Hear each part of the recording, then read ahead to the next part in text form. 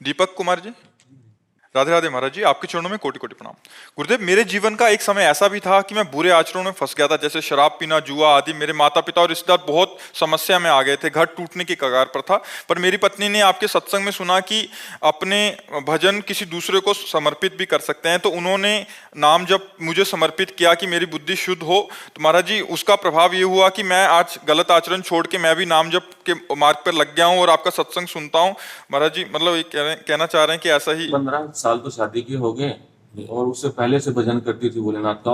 अभी बताया उसने, मेरे को बताया भी नहीं था कभी। बिल्कुल सच्ची अर्धांगिनी, हाँ सच्ची दूसरे दिन से एक ही बार में सब पलट दिया। बिल्कुल बिल्कुल बिल्कुल। पूजा पाठ में लहसुन प्याज भी बंद, प्रभु की सेवा, नाम जप इतना। हाँ नहीं, वो कृपा भोलेनाथ ने नहीं, आपके ऊपर कृपा थी जो आपको ऐसी पत्नी मिली, जो सत्संग सुनाया, जो नाम जप दिया, जो आपके जीवन का परिवर्तन। माता पिता अगर जिंदे हैं तो गुरु हाँ बिल्कुल बिल्कुल बिल्कुल। भगवान के माता पिता थे, गुरु वशिष्ठ जी थे, गुरु विश्वामित्र जी थे। भगवान के माता पिता देवकी वसुदेव थे, गुरु संदीपनी जी थे।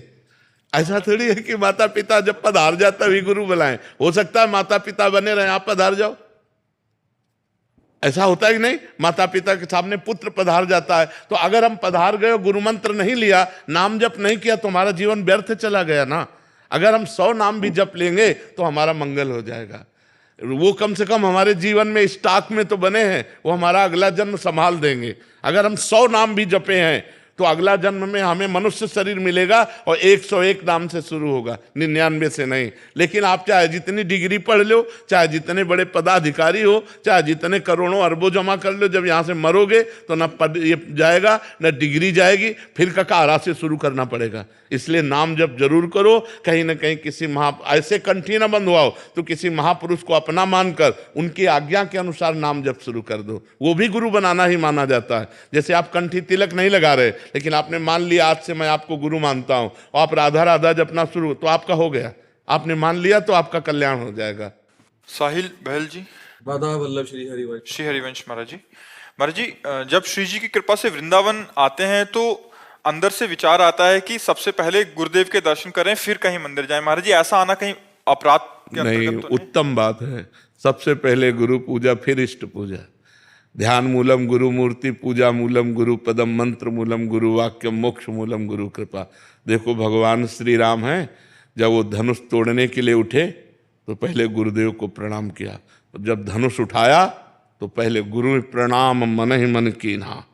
पहले तो हर कार्य के लिए स्वयं भगवान पहले कार्य क्या करते? गुरु को प्रणाम करते। तो यदि हमारी ऐसी सद्भावना बन जाए कि हम धाम में इष्ट के दर्शन बाद में करेंगे, पहले गुरु के, तो ये सर्वश्रेष्ठ है।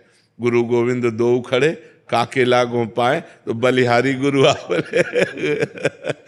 महाराज जी, मैं हर किसी को कहता रहता हूँ कि श्री जी की बड़ी कृपा है मेरे पे, गुरु जी की बड़ी कृपा है मेरे पे। ये भी अभिमान होना सही नहीं। हाँ, ये तो अभिमान बना रहना चाहिए और ये बढ़ना चाहिए। अस अभिमान जाई जन भोरे, मैं सेवक रघुपति पति मोरे। मेरे स्वामी गोस्वामी तुलसीदास जी कह रहे, सिया राम है, मैं उनका दास हूँ। ये अभिमान प्रतिदिन बढ़ता चला जाए। ये भागवती का अभिमान कि वैसे तो मेरे में कोई सद्गुण नहीं, पर मेरे ऊपर गुरु कृपा है। कपिल राम जी, राधा वल्लभ श्री हरिवंश महाराज जी।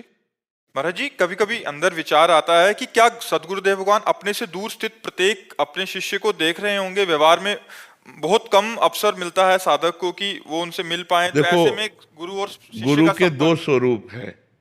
एक है पांच भौतिक स्वरूप में विराजमान, और एक है तत्व रूप से।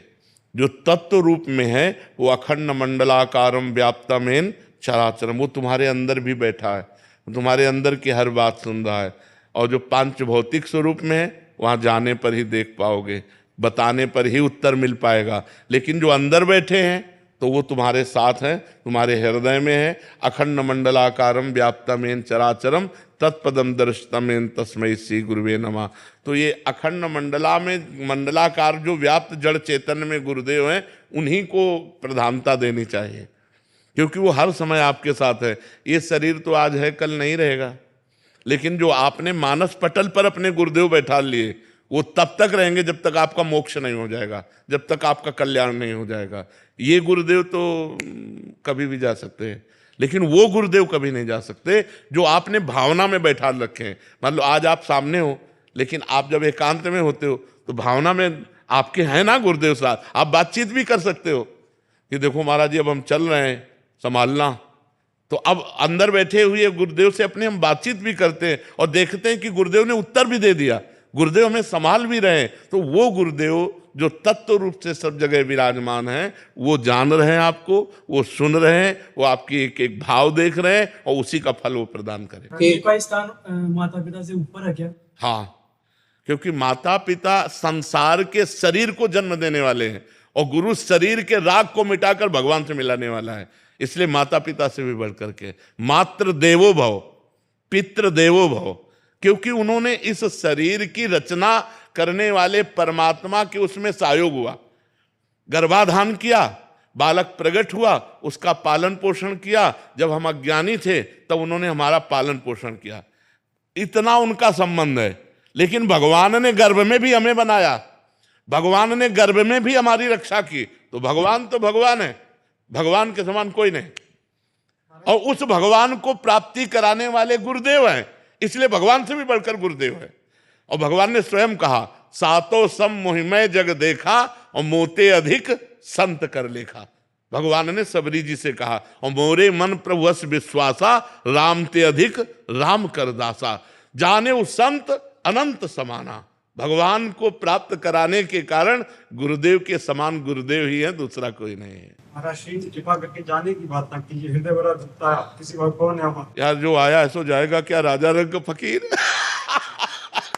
इसमें क्या डरना भाई, जो आया है सो जाएगा, क्या राजा रंग फकीर, चाहे वो भिखारी हो, चाहे वो साधु हो, चाहे राजा हो, यहाँ से तो जाना पड़ेगा। के लिए इतना समर्पित है, आपकी कृपा बल से ही हम आपसे इतना प्रेम। नहीं, हमारे बहुत प्यार है, हम समाज हमें बहुत प्यार दे रही है, हमारी बात मान रही है, गलत आचरणों से मुक्त होकर अच्छे आचरणों में चल रही है। हम धन्यवाद देते हैं नौजवानों का और समाज का, जो गंदे आचरणों का त्याग कर अच्छे आचरणों में चल रहे हैं। हमारा जीवन धन्य कर रहे हो, अपना तो जीवन धन्य कर ही रहे हो, हमारा भी जीवन धन्य कर रहे हो।